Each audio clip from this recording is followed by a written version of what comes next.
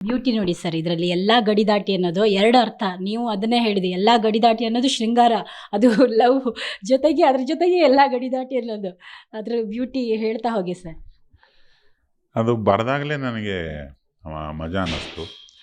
ಎಲ್ಲ ಮಿತಿಮೀರಿ ಹೋಗೋಣ ಬಾ, ಎಲ್ಲ ಗಡಿ ದಾಟಿ ನೋಡೋಣ ಬಾ, ಶೃಂಗಾರದ ಅಂಗಾರ ಸಿಡಿದೇಳಲು ತಬಾಹಿ.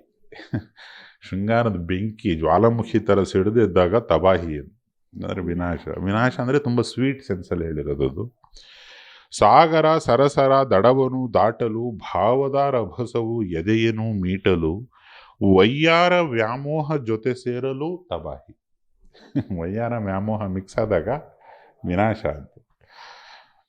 ಸರಸ ಸದರ ಬೆರೆತು ಸಮರ, ಪ್ರಣಯ ಭಾರದಲ್ಲಿ ಪ್ರಾಯವು ಹಗುರ, ಕೊರೆದ ಉಗುರ ಕವಿತೆ ಮಧುರ ತಬಾಹಿ.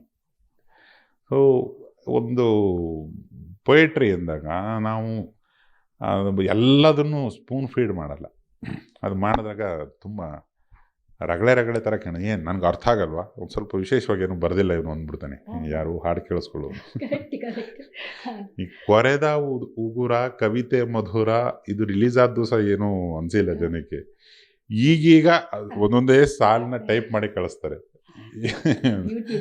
ಹಾಂ, ಅದು ಮಜಾ. ಒಬ್ಬ ಯಾರೋ ನನಗೆ ಈ ಸಾಲ ಅರ್ಥ ಆಯಿತು ಅಂದರೆ ಕೇಳೋನಿಗೆ ಒಂದು ಮೆಂಟಾಲಿಟಿ ಇರುತ್ತೆ, ಇದು ನನಗೆ ಮಾತ್ರ ಅರ್ಥ ಆಗಿದೆ, ನನ್ನ ಅಕ್ಕಪಕ್ಕ ಎಲ್ಲ ಗುಳ್ಳುಗಳು ಯಾರಿಗೂ ಅರ್ಥ ಆಗಿದೆ, ಹಿಂಗೆ ಪ್ರತಿಯೊಬ್ಬನು ಅಂದ್ಕೋಬೇಕು, ಆವಾಗಲೇ ಆ ಸಾಂಗ್ ಹಿಟ್ ಆಗೋದು. ಈಗ ನಿಮಗೆ ಈ ಹಾಡು ಒಂದು ಹೆಣ್ಣಿನ ಮನಸ್ಸಿಗೆ ಸರಳವಾಗಿ ಇದು ಅದರಲ್ಲಿರೋ ರೊಮ್ಯಾಂಟಿಸಿಸಮ್ ಅರ್ಥ ಆಗಿಬಿಡುತ್ತೆ.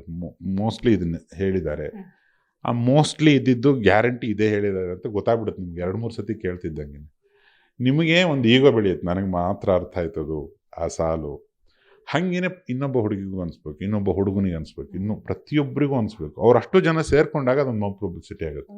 ನೀನು ಆ ಸಾಲು ಹೇಳು, ಆ ಸಾಲು ಕೇಳಿದ್ಯಾ, ಹೀಗೆ ಆ ಮಜಾ, ಅದೇ ಪೊಯೆಟ್ರಿಯ ಮಜಾ.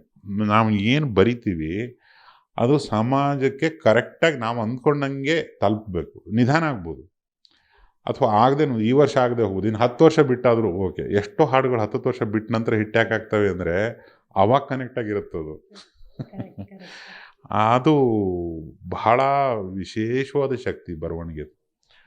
ಅದೆಲ್ಲ ನಮ್ಗೇನೋ 4 ಅಕ್ಷರ ಹುಟ್ಟುತ್ತೆ ಅನ್ನೋದೇ ನಮ್ಮ ಪುಣ್ಯ ರೀ.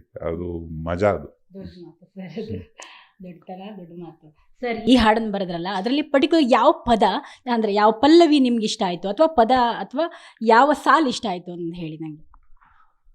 ನನಗೆ ಈ ವಯ್ಯಾರ ವ್ಯಾಮೋಹ ಜೊತೆ ಸೇರಲು ಅಥವಾ ಶೃಂಗಾರದ ಅಂಗಾರ ಸಿಡಿದೇಳಲು ತಬಾಹಿ ಅನ್ನೋದು, ಆಮೇಲೆ ಕೊರೆದ ಉಗುರ ಕವಿತೆ ಮಧುರ ತಬಾಹಿ, ಇದು ಬಹಳ ಇಷ್ಟ ಆಯಿತು. ನಾನು ಅಲ್ಲಿ ರಾಮಣ್ಣ ಅಂತ, ರಾಮಜೋಗಯ್ಯ ಶಾಸ್ತ್ರಿಗಳು, ತೆಲುಗು ಬರಹಗಾರರು, ನನ್ನ ಸ್ನೇಹಿತರು.